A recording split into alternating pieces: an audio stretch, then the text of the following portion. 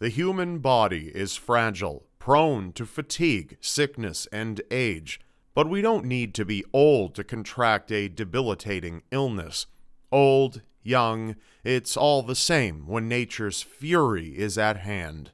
Some infections occur in distant lands far enough away that we can persuade ourselves that we are safe from their reach, but others can strike anytime, anywhere.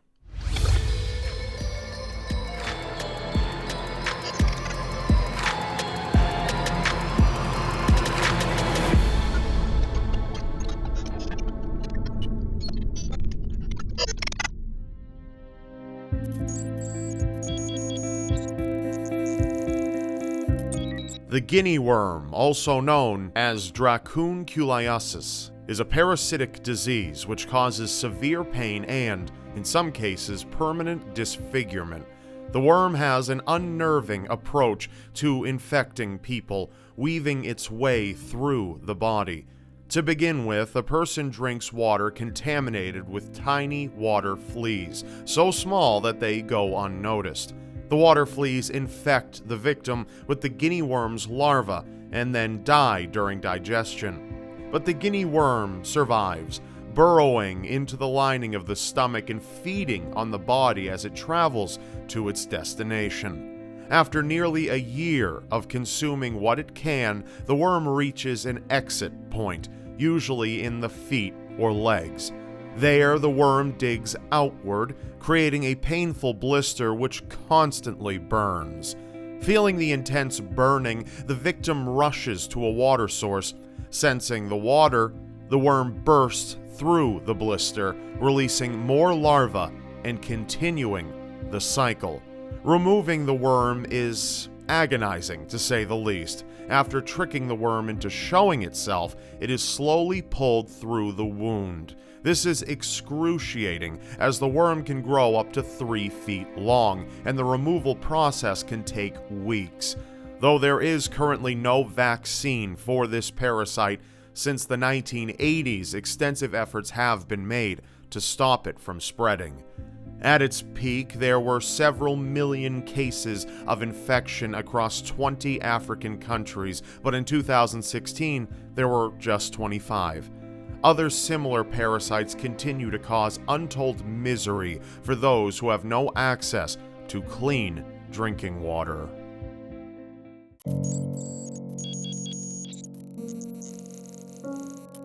For most of us, old age is a distant destination. However, in one of nature's cruelest twists of fate, some children age much quicker than others, with a disease called Progeria.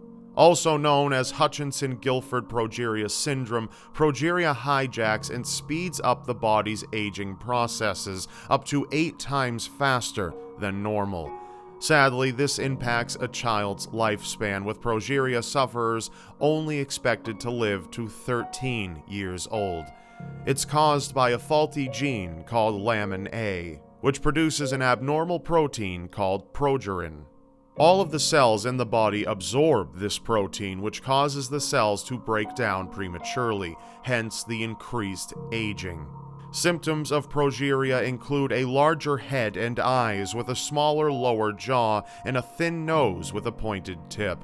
Veins can be seen throughout the body, but especially on the head, which is bald due to hair loss. Eyelashes and eyebrows also fall out. Victims develop conditions seen in 70-year-olds: osteoporosis, heart disease, hardening of the arteries, and arthritis. The result is eventual death by a stroke or heart attack, all before the child experiences any form of adolescence. Progeria affects roughly 1 in 4 million children, and its rarity makes finding a cure difficult.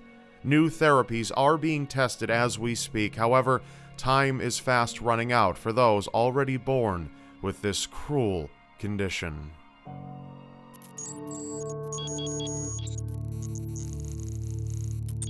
For some, there is a desire to become one with nature, but for others, there is no choice. Day-Day suffers from the tree man illness, or Epidermodysplasia verruciformis, which is a rare and debilitating skin condition that ravages the body, transforming the sufferer's appearance. Growths sprout from the feet, hands, face, and torso, developing into branch and root-like masses all over the body.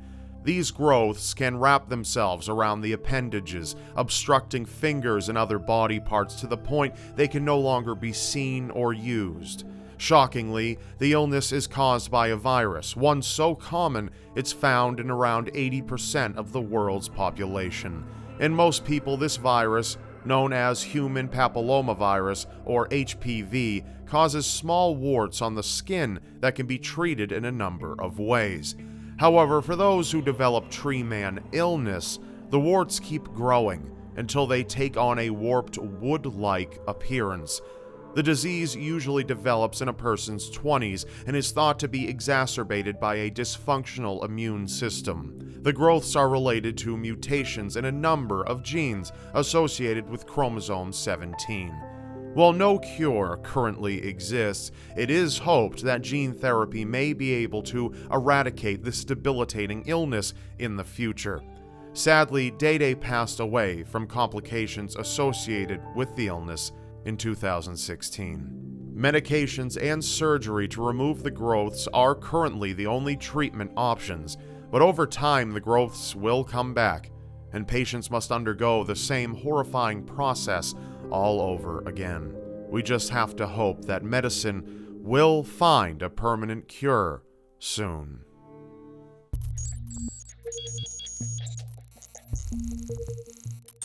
Myths often have their roots in reality. Diseases have given birth to some of the strange mythological creatures which haunt popular culture even today. One of the most famous is the werewolf, and part of its origin comes from a very real condition.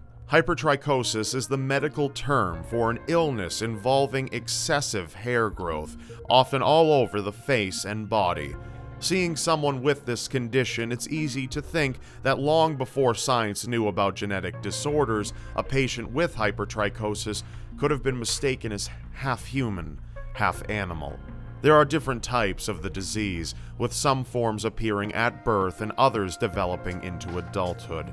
The cause behind this disease varies as well. Some types, such as hypertrichosis lanuginosa, develops from cancer, while others are directly related to specific malfunctioning genes. Needless to say, many who have hypertrichosis suffer from body image issues and self-esteem, particularly female victims. Treatments are being developed to try and reduce hair growth, but for most, there are only two options: either living with the condition and allowing the hair to grow, or managing the hair growth through elaborate waxing and grooming routines. Illnesses such as hypertrichosis show that sometimes it is merely the normal processes of the body running haywire that can make us sick when the body turns against itself.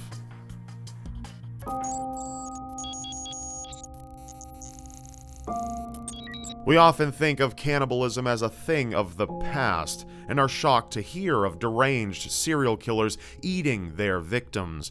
But cannibalism offers more than just moral disgust. It also leads to a rather terrifying disease. Known as Kuru, this disease was discovered among tribes in Papua New Guinea. Specifically, it was seen in the Foray people, who took part in a strange religious ceremony known as funerary cannibalism, eating their dead. They believed that in doing so, they were freeing their loved ones' spirits. Instead, they contracted a deadly disease. The direct translation of the word Kuru is trembling, one of the first symptoms of the disease. This is followed by a loss of coordination, severe headaches, an inability to walk, severe tremors, and a loss of language. Then the victims experience emotional instability, episodes of extreme depression interspersed with laughing fits. In the final stages comes the inability to swallow water, and then death from complications like pneumonia or infected skin sores. Kuru is transmitted through a protein in the brain called a prion. If consumed or absorbed through an open wound, these prions eventually reach the brain and cause neurodegeneration, resulting in Kuru. Species that eat the brain of its own kind become susceptible to this disease, which explains why many species evolved an aversion to cannibalism. The reason Kuru is being closely studied by medical experts is that it is very similar to another disease in cows called CJD. Cows developed this disease after being fed the leftovers of other cows that couldn't be sold after the butchering process, namely the brain. They ingested prions from their own species and developed what is now commonly known as mad cow disease. CJD in Kuru, though rare, have incubation periods of several decades, but the result is deterioration and, in the end, death. That's all for now. Remember, you may not believe it, but anything is possible in a world so seriously strange. If you wish to contribute to fighting against some of the diseases showcased here today, you can see the description below. And if you'd like to keep creepy informational content like this on YouTube, I need your help. YouTube is demonetizing many of these types of videos, making it much harder for me to make this content for you. If you'd consider pledging even $1 to my Patreon, linked in the description below, that would be a tremendous help, and you can join in the fight to keep YouTube creepy. Thanks for listening. Now you can check out another one of my videos, and of course, please be sure to press on screen now to subscribe to my channel, because you won't want to miss what's next. And I'll see you next time.